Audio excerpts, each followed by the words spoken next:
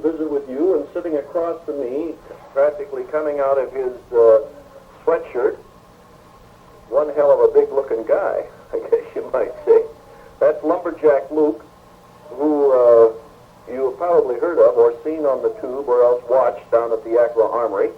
Next to him is Dean Silverstone, who is the promoter, I guess. Would that be the right word to use, Dean, the promoter? Rick, that's the correct terminology. The wrestling promoter for Superstar Wrestling. Wrestling promoter for Superstar Wrestling. Well, this more or less is going to, we hope, maybe, for the time being, possibly, bring to a head some conversation and some problems and some trials and some tribulations that have happened as far as a few of the fans are concerned, Dean, with Superstar Wrestling.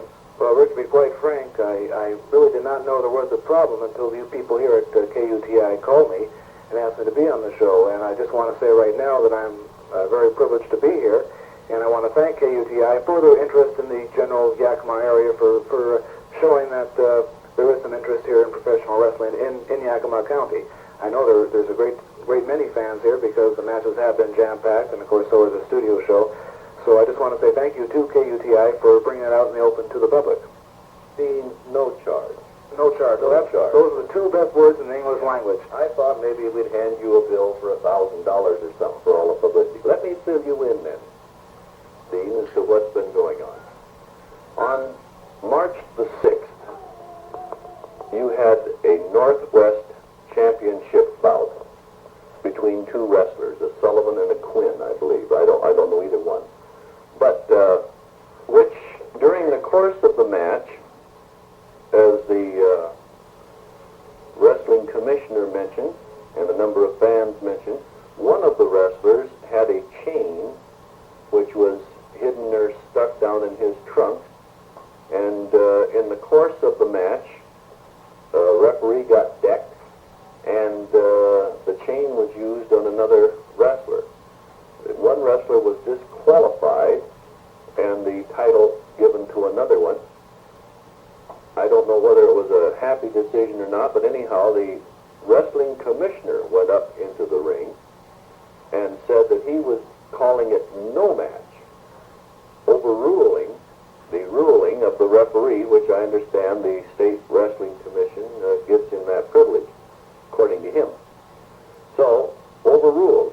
Someone then made the announcement that the rematch would be held the following Wednesday night, which would then the 13th of March, and it was put in the paper showing that a rematch would be on the following night of Wednesday, or the following week, Wednesday the 13th. Let's discuss a little bit about this right now, Rick, if I may. Okay. First of all, on March the 6th, it's true, Eddie Sullivan wrestled John Quinn for the Western States Heavyweight Championship, which Quinn up until that night held. And the official verdict of the match was that Sullivan had upset John Quinn to win the Western States title. Now, on that evening of March the 6th, I was unfortunately not in attendance that night, but my ring announcer had instructions to announce that next week's main event, meaning March the 13th, would be a loser-leave-the-state match between Ronnie Roberts and Greg Lake. Now, that was a match that we had advertised and billed for the following week. Unfortunately, at the completion of the match, I guess the decision was disputed, and apparently I've been informed that Inspector Ray Stenberg did jump into the ring and apparently make some type of announcement. However, I guess he might have stepped out of bounds in this, Rick, because he first has to report his actions to the commission in Olympia. And Ray, acting as an inspector, really has no authority unless he receives word from the commission as to what he should do. So, at that time, Ray spoke a little bit prematurely. He may have had grounds, granted, he may have had grounds to withhold the belt from changing hands, but at that particular time, the referee's decision was final. And there was no disqualification in that match. Sullivan won it third fall, maybe not fair and square, but he was the decisive winner. In a title match, the referee is a little bit more lenient when it comes to disqualifications because title matches are so important. So he may look the other way one or two more times than he should in a title match just because of its importance. But most of all I want to bring out right now is that there was no ad stating... Dean, excuse me, it was not an ad as would be paid for in the sports sections of the paper, but the Thursday Herald Republic showed the results of the Wednesday night wrestling at the Armory, which showed the decisions on the preliminary bout, and then it showed the championship, Northwest State Championship bout, or Western State, however it was put, and it said disqualification, rematch next week. Well, there may have been a Herald reporter at the matches who have written that up. I doubt it. I haven't seen a reporter down there in the 30 Wednesdays we've been here in Yakima. But whoever reported those results to the Yakima paper was an error, and I can assure you it was no official from the part of Superstar Wrestling. It may have been an individual acting upon his own judgment. Well, let's go back then and dot some I's and cross some T's. Does anyone from Superstar Wrestling call the results of the matches in to the Herald Republic? I do when I'm in attendance. When you're not there, As far as is authorized to call in on behalf of Superstar Wrestling to the Herald Republic and say, here's the results of tonight's matches. No, this is true. When I do call the Herald Republic, I identify myself and give them the result. But when you're not here, no one does. That's true. Okay, and you were not here either on the... I was here March 13th, but not March 6th. You were here the 13th, but not the 6th. Now, a number of fans, and the March the 13th, when the main event came up, which was a over-the-rope tag team match, was the way it was explained to me. Six-man tag elimination. Yeah. Plus the advertised Roberts Lake loser to leave the state. All right. Now, when that did not come about, according to one gentleman, he then went down and asked for a refund on his money and was told no refund was forthcoming. Well, this is probably true. As the state's right on our tickets, no refunds can be given because by 9 o'clock in the evening, the taxes are paid to the state. And this is what the Inspector Ray Stenberg is there to collect. Now, if we had to refund, we'd have to change the entire tax form, and that would have to go through Inspector Stenberg. If he had come to me, I would have liked to have talked to the individual, but I don't recall anyone asking me that particular night for a refund. Well, that night it also got a little hairy from what the other reports now are, that the police were called. Originally there was, and that you left that night, the ring announcer left that night, and they said you guys split. No, our ring and the announcer... crowd stayed milling around. The police were there, and finally, I guess, everybody went home. Then, of course, there have been ads in the Herald Republic. These are paid-for ads and petitions being signed by these people asking for redress. Well, Ray, unfortunately, professional wrestling today is not played up enough in the newspapers and on radio and TV stations. For some reason, we don't receive the proper amount of coverage, and it's very hard to communicate to the public just exactly who is wrestling, where, and when. Here in Yakima, I do my very best. I send releases not only to this radio station, but to other radio stations here in the Yakima area, to several newspapers, Golden West Publishing Company, Republic Publishing Company, Thrifty Nickel, Yakima Valley Sun, the Yakima Herald. We send releases to all these papers and all these radio stations and TV stations. But it is up to the TV stations and such, the news media, if they want to put them on the air. Now, I can't force them to put it on the air, so we really have no way of communicating to the public outside of our TV show. And every Sunday, it's seen here in Yakima on Channel 35 at 11 in the morning, and if the fans watch that show, they'll be told who will be wrestling. And of course, on that Sunday previous to March 13th, we announced it'd be Lake against Roberts and the six-man tag elimination. To this date, I've not been able to sign a rematch between Sullivan and Quinn, although I have negotiated with both of them for several hours. Now, most of the reasons that radio stations, I can speak for them because that happens to be the industry I'm involved in, but, and from reading the columns of the sports editor of the Herald Republic and that, most of them think, quote, wrestling is just nothing but a great big old phony fun game, that the decisions for who's going to win this week's match are all made over a coffee cup either the day or the 2 days before. And the only reason why anybody ever gets hurt in a wrestling match is because they blow their cool or they're out of shape. Well, let me interrupt answer that question. Here, sitting next to me, is an athlete, Lumberjack Luke, who is probably fantastic physical condition, as you can probably see just from the naked eye. But if you want to tangle with him, I'm sure you'll find out for sure that he's in great shape. Now, Luke, I know for a fact, works out 3 hours a day, 5 days a week. Now, take a man like Joe Namath. If he scrapes his toe on the way to pick up the Sunday morning paper, it's going to be on the front page of the sports section. But if Luke cuts his head in the ring and gets 30 stitches, I doubt very much if you'd read about it or hear about it on TV or in the newspaper. It's just a matter of publicity. Now Luke, I would say, is as fine a condition, if not better, as any professional football player.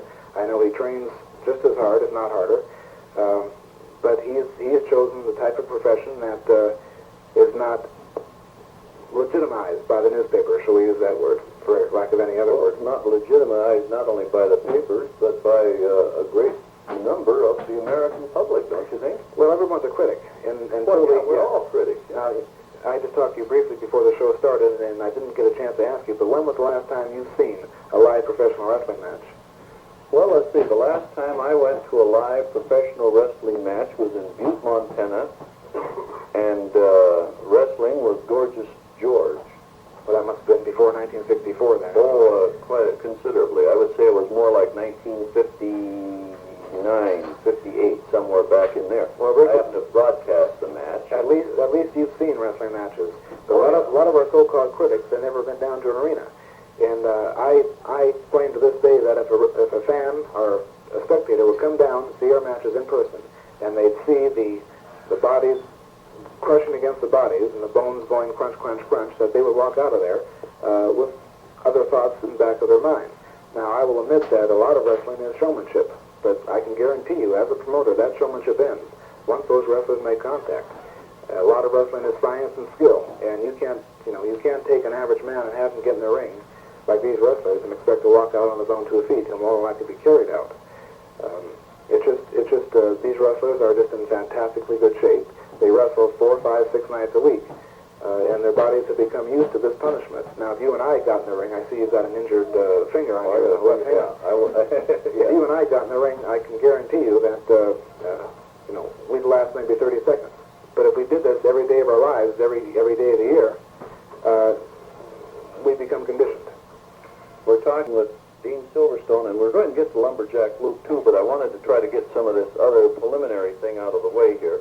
And we will get on the phone here and pick up these calls. Our phone numbers are 248-2901 and 248-6555, which is lit up right now. Long distance, and you're calling from out of town, it's 248-2900. Pacific Page Stone is our guest, along with Lumberjack Luke here on the party line today. Dean, to see if we could bring this problem, if there is such, and of course a number of people feel there is, in regard to who said what was said, and somebody had no authority or maybe jumped the gun or something of this sort.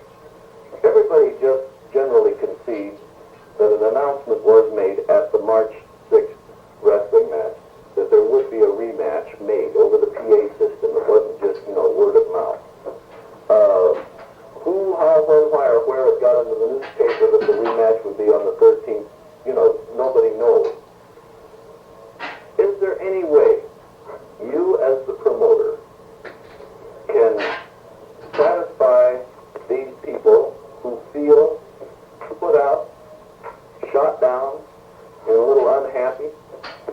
Well, the only thing we can do, Rick, is try our very best to present wrestling as they would like to see it, to see the wrestlers they would like to see wrestle. Now, I understand Luke told me that he was in Yakima the other day and he heard some people ask about some free wrestling matches. Well, I just hope that the people of Yakima and surrounding areas can understand that every Wednesday, I don't want this to sound like a commercial, but at Channel 35 at 12:30, I produce the hour-long TV show that is free to the public. And I would hope the fans, I know the fans realize that this is not done at no charge to me. I not only pay for the production of the TV show, but I have to pay for 12 wrestlers, a referee, a crew to set my ring, set my bleachers, and take them down. Plus, I have to pay for the TV time and their costs. So I can guarantee you that I'm spending $1,200, $1,300, $1,400 a week on the production of this TV show, which I don't charge one nickel to the fans here of Yakima. I like Yakima very much. We could have done this TV show in Spokane or in Seattle. We had opportunities to, but I chose Yakima because of its central location in the state. So this, as far as the free wrestling show goes, Yakima gets one every Wednesday afternoon. We'll eliminate the fact. I don't think anybody can ask any promoter to put on a free show. There isn't that much money in the whole deal to begin with. So I'll buy that.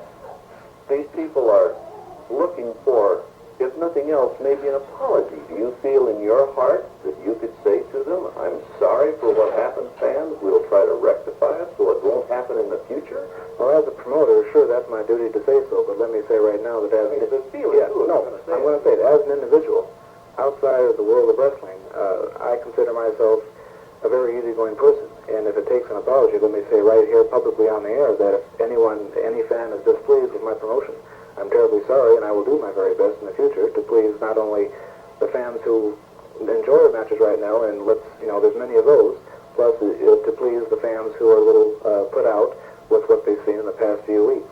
I think that the caliber of wrestling has been extremely high here in Yakima, and I hope to keep it this high, or keep it as high.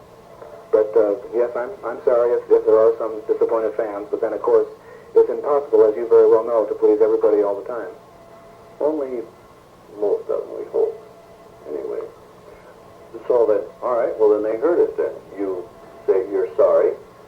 And are you going to make an effort yourself to say, like, be in Yakima every Wednesday now so that you will be on hand, or have a designated representative of yours here that will have the power of God so that we can look forward to rectifying the opportunity of something like this happening again? On March the 6th, the week that I missed, I had 102-degree fever. I had a 24-hour stomach flu. You're allowed to get sick. And the next day, my wife got the same thing I had. So it just, came in our house the last 2 days. And those are the only 2 days that I missed since I've been in this wrestling business, which has been for 16 years now. And let me add that in 16 years, that's a lot of satisfied customers, and we've done our very best to please, to promote wrestling for the benefit of the public, not only here in Yakima, but throughout the entire West Coast. Okay, we've got a call here that's been waiting on the phone, Dean. I want to get to that, and I want to get to Lumberjack Luke. Say, right now, at Yakima... Good morning, this is Party Line. Good morning, Rick. Good morning, sir. You have a question for our wrestlers? Well, I would like to ask the promoter if he knew Sailor Owens, who was the fleet champion heavy wrestler back in the early 30s. Okay, anything else, sir? Yes. Now, of course, Sailor Owens was a pretty good friend of mine. In fact, the matter he used to eat in the restaurant where that I was employed, and due to the fact that he would come into the kitchen, of course, after matches at night and so on and so forth, well, we would have a good old bull session, you know what I mean? Yes, I'm familiar. Go ahead. And, of course, I'll have to admit that these people, they train, and they're physically in, good shape, their bodies, so on and so forth. But 90% of their acts that they put on, of course, if you would judo chop a person in the throat, as it would look from the angle, that they're chopping and so on and so forth, it kills people. They couldn't breathe. They're collapsed. Their windpipes would collapse on them. They put on a good show, but doggone it, let's have them to clean up a little bit of this ballyhooing that they're putting over the air on the tube, insulting the people of the Yakima Valley here. Thank you, sir. Yeah. Bye now. It's not convenient, of course, to talk directly, Dean. Do you know the wrestler he was referring to? No, the 30s, a little bit before my time. I'm not familiar with. Maybe Luke, do you know of this Sailor Owens? Now this is Lumberjack Luke, which, No, I've never heard of any Sailor Owens. If he had been a wrestler of some substance, I probably would have heard of him, but obviously he was just another misfit that tried to wrestle and probably couldn't make the grade. And this fellow that's on the line, he sounds like a misfit also. hey, now, look, I understand this is your reputation, isn't it, huh? Well, my reputation is to say what is in my mind. I don't believe in plastic people. This person, this Joe idiot that was just on the line, he says this is fake, that's fake. If you hit a guy in in the throat. He's going to collapse his throat. Like I train all day. I train about half an hour, 45 minutes just with my neck alone, strengthening my neck. So the blows like that cannot hurt my neck unless it is placed right in the windpipe, which I am obviously not the idiotic type. If I see somebody's going to chop me in the windpipe, I either lower my head or turn my head so I get a chop in the side of the neck. And it isn't going to hurt me in the side of the neck. There isn't, I haven't met anybody yet or anybody in this territory that could hurt me with a blow like that.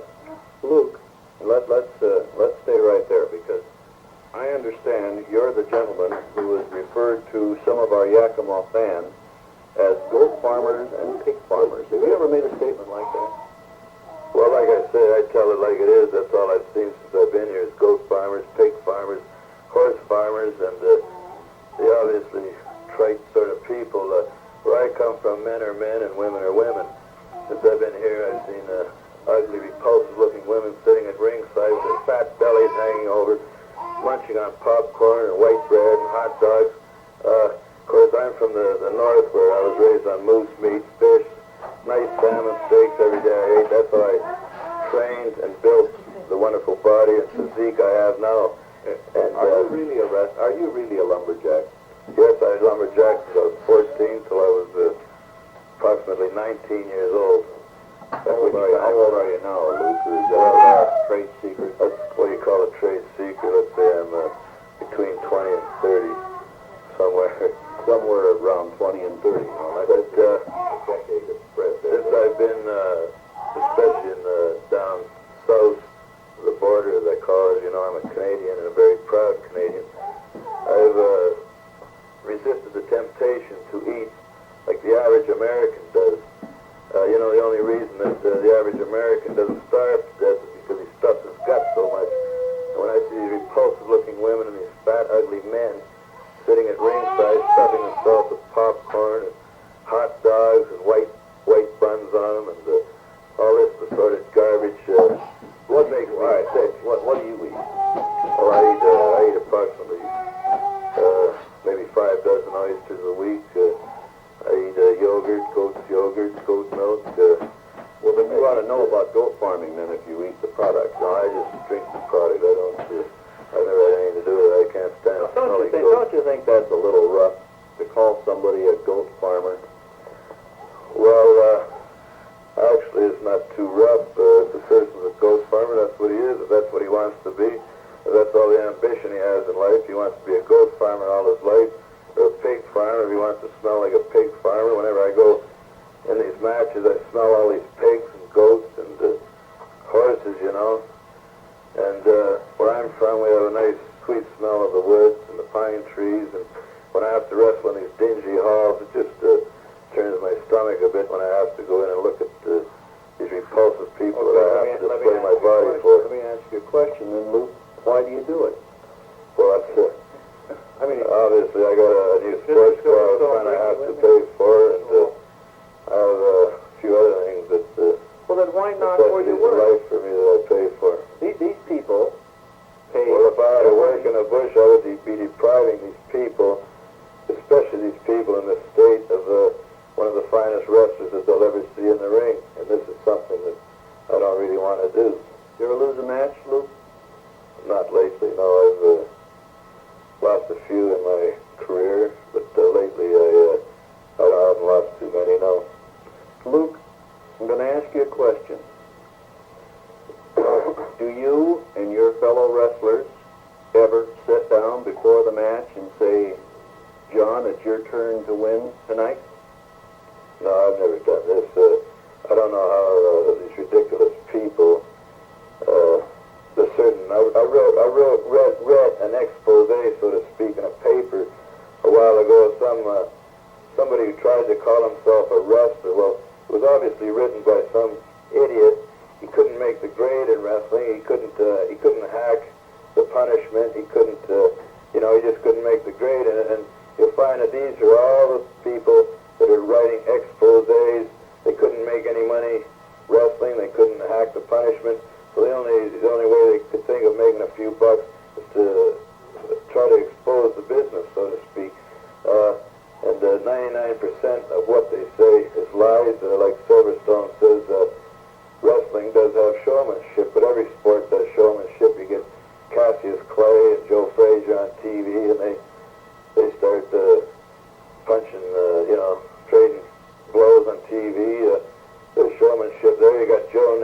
telling me that he's not a showman? Is that to say that boxing is fake, that football's fake, that hockey's fake? They all got the showmanship. Okay. In other words, then, do you consider your calling people pig farmers and the way you act in the ring and out of the ring is just the showmanship aspect of it? You really don't mean it. It's not showmanship on my part. You really don't mean it then. This is the way I feel about certain people. I'm not a plastic person. If I don't like people. I don't like 90% of the people I meet. I don't like because. Do you like yourself, Luke? Oh, I love myself. Yeah. Okay. I'm my own favorite person. All right, let's listen. We've got some favorite people want to talk, I imagine. We got a person here on our long-distance line. Hello, this is Party Line. Yes. Good morning. I think there's a lot of good men in Yakima, but I have another question. I'd like you to ask Mr. Silverstone, being it was in the newspaper that John Quinn and Mr. Eddie Sullivan was defeated and all this and that, why can't he give that belt back? Would you please ask him? Why can't he give the belt back since it was a disqualification? Yeah, give it to John Quinn. All right, I'll ask him that. Okay, Thank you. The wrong person's wearing the belt, Dean. You know, as far as I know, Rick, the right person is wearing a belt. I don't know if he's right in the point of the fans, but as far as the outcome of the match, Sullivan was the winner. Therefore deserves the belt. And I haven't, still to this date, have not heard from the commission one way or the other if they're going to uphold the belt or not. Well, we've got a problem here, haven't we? Because I was under the impression that Ray was the commissioner. Ray is an inspector. Ray is an inspector for the commission. For the commission. The Commissioner commissioner... does not carry the power of a commissioner there. No, the commissioners are Jimmy Rondo, who happened to referee that fight last night between Norton and Foreman in Caracas, Venezuela. The other two commissioners are W.B. Red Reese from Othello and Stan Nacarado from Tacoma. Ray is just the the inspector for here in the Yakima area, and of course he reports to the commission his findings. Now, if he has done what he's supposed to do, he made a report to the commission on ruling of a disqualification of the match. Well, if he's done this, I've still not heard from the commission. All right, then the normal course of events would be the commission would then in turn inform you. They would probably request a hearing, and then pending the hearing, we would have one way or the other. It would go one way or the other. But to this date, I've not been notified of any hearing. And since March the 6th, I've spoken with the commission maybe 4 or 5 times. So as far as all intents and purposes, legalities, of course, are dotted with I's and crossed with T's and words that are thought up by attorneys. But nonetheless, Sullivan is the Western States champion. This is true. And Sullivan is consequently wearing the Western States Championship belt. Right. He'll be defending his belt next Wednesday, that's a week from tonight, here in Yakima. Look out now. Is it definitely going to be? I'll make this announcement without any hesitation. 1 week from tonight, April the 3rd, he'll be defending his April belt. the 3rd, he will defend. Who is he going to defend against? Well, that's just it. We don't know yet. He's going to defend his belt against the winner of tonight's over-the-top rope battle royal. Now, there's going to be 8, 9, or 10 men in the battle royal tonight. Luke is going to be one of them.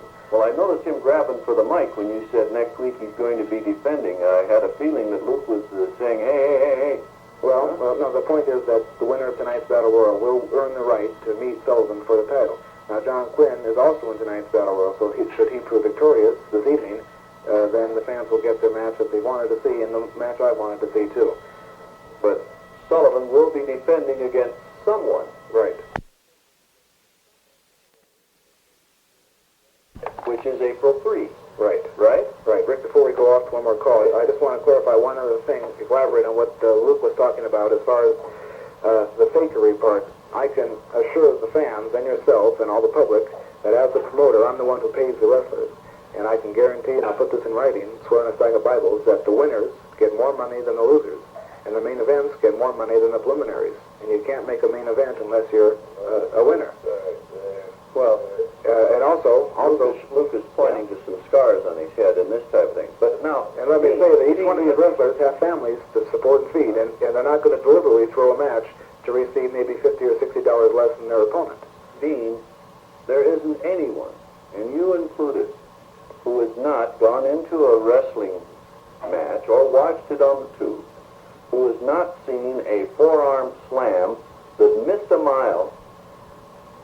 Really, friends, missed a mile grab his chin or jaw or shoulder and go pop, pop, popping across the ring like somebody had just hit him with a freight train. Well, that's the point we disagree on, Rick.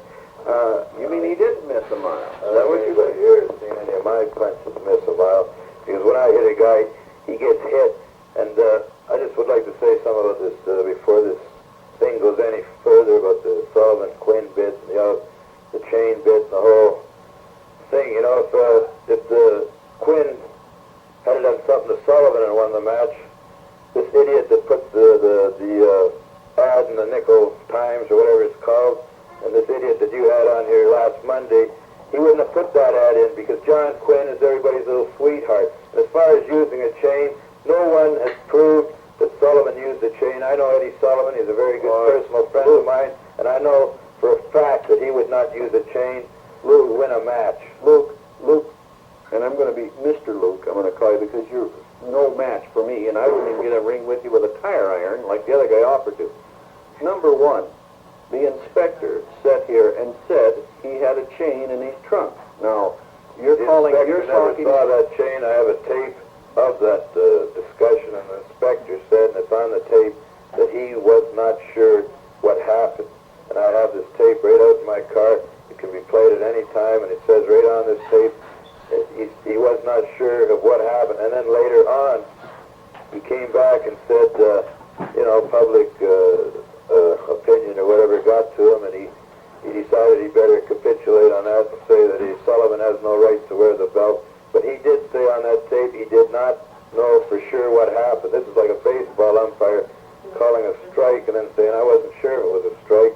And then everybody in the fans throw pop bottles, beer bottles at him. So he says, well, okay, I'll call it a ball. This is what he's trying to do now.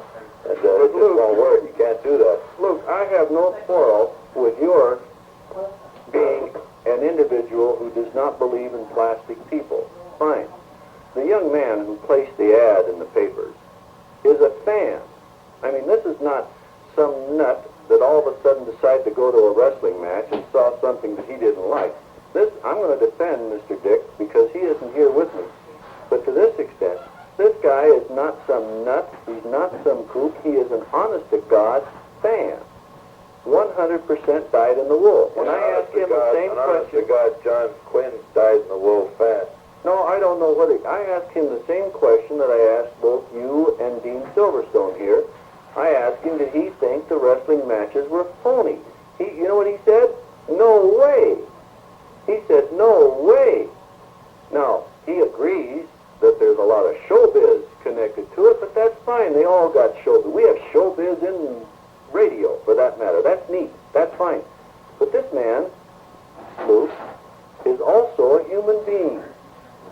And he believes what he saw and what he thinks is right. Now, he received from Mr. Silverstone an apology, which was extended sincerely for a situation that Mr. Silverstone had no control of it, Luke. Now, let's not call a guy a kook or a nut or a woodsy. Anybody that would spend a few $100s or whatever he spent on ads for the reason that he spent it for has to be a nut or a kook or whatever. I saw that match myself, and I didn't see no chain. I didn't see any chain at all. As a matter of fact, John Quinn was the first one to hit the referee so that he could get disqualified because he knew that the belt couldn't change hands on a disqualification. This is why he knocked the referee down, and the referee didn't disqualify him. It didn't work because he knew, and all these idiot fans must know, that a belt cannot change hands on a disqualification. And this is why Quinn knocked the referee down. He saw he was in trouble. He knocked the referee down, hoping for a disqualification so he could keep his pretty little belt. But it didn't work out that way. Sullivan hit him. He hit him hard enough to draw blood, and then he pinned him right in the middle of the ring, and that's all there was to it. It chagrined the fans a bit because they didn't like seeing Quinn bleed again. They didn't like to see him get beat. They didn't like to see him lose his belt. And that's the only reason, the one and only reason, that this idiot put this ad in the paper. Luke, I caught you at a cough. I knew you were ready to cough. That's why I jumped in there. Luke, is there any way that I could get you to quit referring to this man as an idiot? Not really. mind's made up that he's an idiot, and that's all there is to it. Don't you be plastic now. Let's you be real. Now, you've met people in your lifetime, like I have, that you didn't like when you first met them, right? And then later you find out they're not bad people after all. Now, maybe this guy might be one hell of a nice fella. So be nice to him. You too... Okay. All right. So, just relax, huh? Well, I'll reserve judgment on him, but as far as I'm concerned, I don't want anything to do with the man. I don't want to meet him. I don't even want to talk to him. I've said my piece about the match. I've said my piece about this guy. I've said my piece about the fans here. And Silverstone wants to get his 2 bits worth in as usual, so I'll turn the mic over to him. Thank you, Luke. I just wanted to say, Rick, that I think I met this gentleman last week. He was standing outside of the Armory last Wednesday with a petition in his hand. And he said hello to me, and I, at that time, did not know who he was, but he seemed, I'll go along with you, Rick, he seemed like a very, He's a very sincere fellow. intelligent, good-looking individual, down to earth. And very good looking also. This is one thing I have to put up with as a promoter, that we have both scientific and unorthodox wrestlers, and usually the unorthodox wrestlers are very opinionated, and they speak their mind with no apprehension. But again, what is the gentleman's name? Mr. Rayfield. Dick Rayfield. Well, more power to him. He's a nice guy. More power to him to whatever he does. Spent $200 to try and get it. All right, okay, Luke. Okay, Luke. We heard from you, Luke. All right. Say, right now at Carpet Masters, 16th and Summit View, that's party line. Oh, Rick? Yes, sir. Good morning. Well, I've been waiting for you. Say, on this deal here, you remember I'm the old troublemaker? Yeah, go ahead. You have a question for our wrestlers? No, but I just want to tell you something. Well, I'll tell you what, we're going to take questions, and tomorrow will be a free for all day, okay? Well, this was off the cuff, but I mean... Okay, yeah, let's stay on the subject. Thank you, sir. Let's get over here. Hello, this is Party Line. Good morning, we're on 6555. We'll try to get to our callers as much as we can here, but of course they've set the phone down so that, hello, this is Party Line. Well, they're not there. Let's go over to the long distance line. Hello, this is Party Line. Yes, I would like to ask a question. Is there a fine against the wrestler that uses a foreign object in the ring? And I would like to also say that Luke was watching the wrestling match. He was back over in the corner loving up a young hippie girl about 19. And I'd also like to tell you to look at his class, and why don't you get John Quinn on there, because I think it'd be a lot better. Thank you, ma'am. Bye. You jealous lady, because I wasn't loving you. Okay. All right. Mr. Silverstone? There is a fine. Is there a fine Yes. if a wrestler is out of line? There's a multitude of fines ranging from $25 a minimum. The largest fine in wrestling history was $5,000 fine to Buddy Rogers in a match in Chicago in 1967. But the largest fine we've had here in the state has been right around $1,000. That's when a wrestler deliberately throws a referee around the ring. Yeah, the referee is the one guy they can't mess with, isn't that right? Most assuredly, because I refereed in my time too. And they don't, I mean, that's the no-no of the whole thing. Well, there's a bunch of no-nos. Well, a wrestler in my 16 years in the sport has never touched a fan unless a fan has attacked them first. And that's more or less defending himself. Sure, self-defense. But are wrestlers considered like boxers? You know, the hands are considered More so, not only are their hands lethal objects, but so are their feet. So they have 2 up on the boxer. Okay. A&B Welding would like to do a welding job. Hello, this is Party Line. Yes, good morning. Good morning. More license will be cut off, but I have 4 items to say to Lumberjack Luke. Well, let's keep it clean. I've got a picture of my mother in my wallet. Okay. It will be clean. Number 1, if he does not like the Yakima people and we're pig farmers and goat farmers, why doesn't he go back to where he came from and leave us alone? Number 2, who supplies his food but the farmers? Where would he be without the farmers and the merchants to supply his food?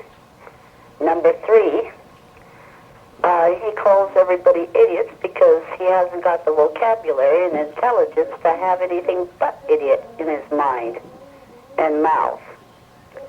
And I believe that's it. And I guess that's it. I had one more thing to say to him, but I'm so mad I can't think of it now. Thank you, ma'am. Yeah, thank you. Bye now.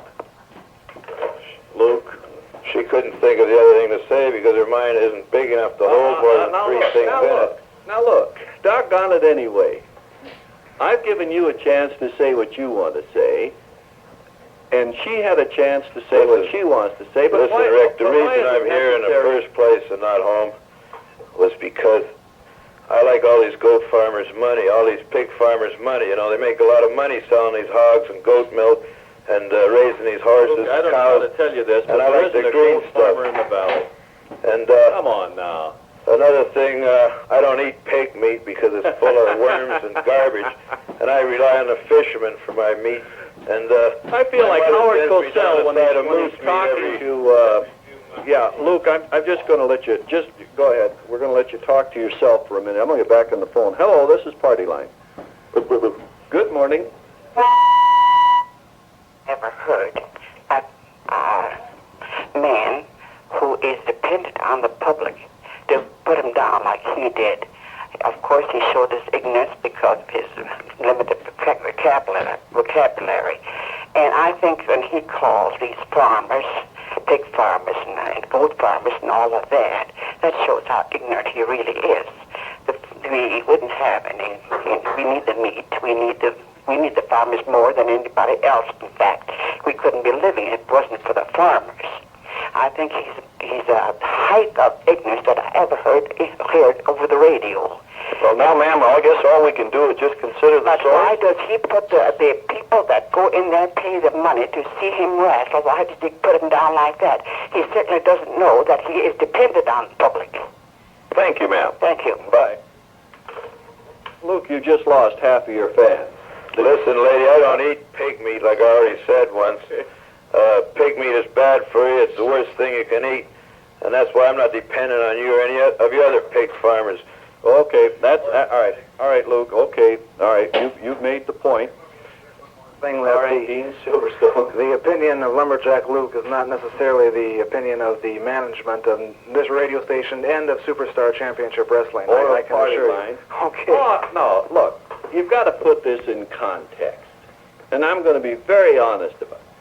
Frankly, I honestly don't believe the man believes one word that he's saying. Now, Luke, I love you. You're a beautiful person. You're built like a rock, and you're a great wrestler. Because these people, of course, pay to see you. But I honestly sit here and look you straight in the eye as a man to man and a human being. I think you're one great, terrific showman. And that's I'm not a showman. I hate pig farmers. I don't like your opinion of me. Yes, you are a showman, Luke. Like I said, where I come from, we eat moose meat, we eat salmon. I killed a moose I go up there, I kill a moose with my rifle. My mother sends me down a side of moose meat every week. I don't have to eat this pig meat. Okay. All right. Okay. All right. Fine. All right. People would have a bath, at least have the respect for me. Okay. All right. Luke. I'm going to go over here and all right. Hi, diggity doggy. Say, Dale Hoffman. Good morning. Stenberg, Rick. Hello, Ray. How you doing? You tell those guys good morning, and I'm glad they're back in Yakima. And you still tell those two boys that get Superstar Wrestling's in Yakima to stay, regardless of what anybody says. And you might mention to Luke after the fight tonight, I want to take him out for a milkshake and a ham sandwich, okay? All right, thank you. Bye. Okay, let's get over here. Hello, this is Party Line. Yes, I have something I'd like to say to dear Mr. Luke. If he doesn't like it down here, why in the hell don't he go back where he came from? And it's these goat farmers and so on that he calls that's paying for his being down here, and it takes one to know one. So if he hasn't been around a goat farm or a pig farm, how does he know what they smell like? Thank you. Bye. Luke, I'm not even going to give you a chance to reply because I know already what you're going to say. Dean, will you take the mic a second? I want to talk to you just a second. I'll go home when I get enough money to buy my own logging camp and pay for my new car. And you pig farmers are going to pay for it. Dean, I'll have you take the mic there. Rick, make sure the fans know that wasn't me just talking. Yeah. Well, you know the difference between your little meek voice and my manly voice. Manly voice. It's like trying to take a microphone away from a gorilla. You know, you wait till he's through. Dean, I think we've pointed up a couple of facts here today which I was particularly interested in. And number one, we've also had a great deal of call and a great deal of conversation in regard to the quality of refereeing. I'm going to get back on again what some of these people have brought to mind. Do you anticipate or see any foreseeable change in referees? Well, the refereeing is a very tough position, as if anyone has been down to the matches in person can see. So far here in Yakima, we've gone through, I'd say, 9 or 10 referees, starting with Paul Goforth back in September, all the way to Jan Paul and J. Michael Kenyon. Now we're with Rick Morrow, who I think is doing a fair job as the third man in the ring. Just fair, Luke says. Referees are hard to come by, Rick. There's only about 60 or 70 active in North America today, and I'd like to take this opportunity right here on KUTI Radio to say that if any of the fans listening in your audience, Rick, are interested in becoming a referee, there's no reason why a local fan can't become a referee for the state of Washington. They would have to, of course, see the inspector, Ray Stenberg, and he would give them official application forms, and then it'd be processed through Olympia. But I'm negotiating for a few new referees along with some new wrestlers, to answer your question. Well, okay, I think I'll apply for a job of referee. That might be interesting. Hello, this is Party Line. Yes, this is that cotton-picking pig farmer that signed the petition and got it going. I'm the brother to Dick. And I would like to ask them two people there, after these derogatory statements, do they really feel that anyone in the whole of the state of Washington should come and watch any of the wrestling